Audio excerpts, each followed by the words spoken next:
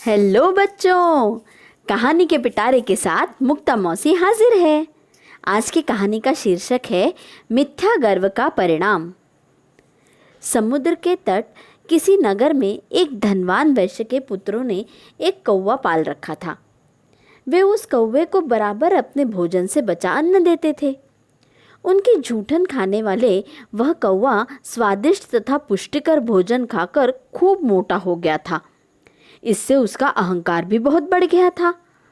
वह अपने से श्रेष्ठ पक्षियों को भी तुच्छ समझने और उनका अपमान करने लगा।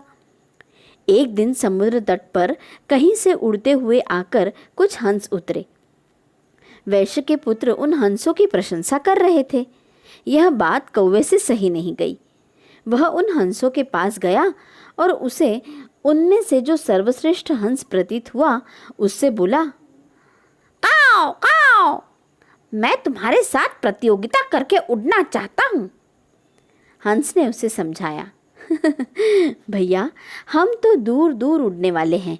हमारा निवास मानसरोवर यहाँ से बहुत दूर है। हमारे साथ प्रतियोगिता करने से तुम्हें क्या लाभ होगा? तुम हंसों के साथ कैसे उड़ सकते हो?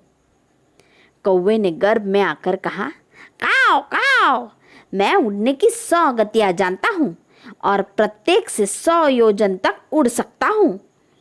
उड्डीन, अवडीन, प्रडीन, डीन आदि अनेकों गतियों के नाम गिनाकर वह बकवादी कौवा बोला, बतलाओ इनमें से तुम किस गति में उड़ना चाहते हो?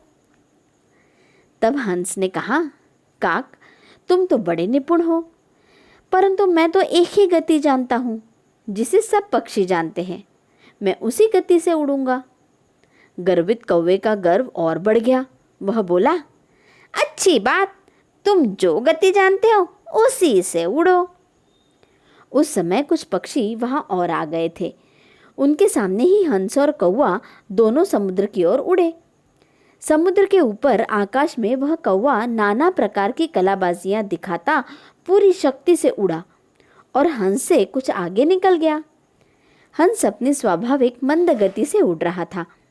यह देखकर दूसरे कौवे प्रसन्नता प्रकट करने लगे। थोड़ी देर में ही कौवे के पंख थकने लग गए।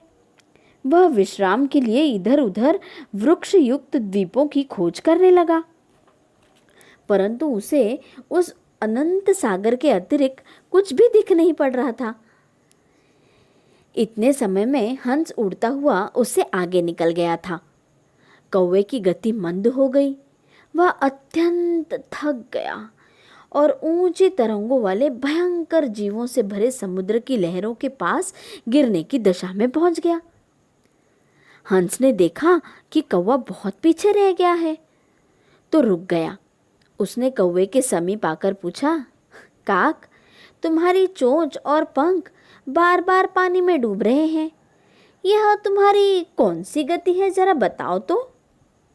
हंस की व्यंग भरी बात सुनकर कौवा बड़ी दीनता से बोला, हंस, हम कौवे केवल काव काव करना जानते हैं। भले हमें भला दूर तक उड़ना क्या है।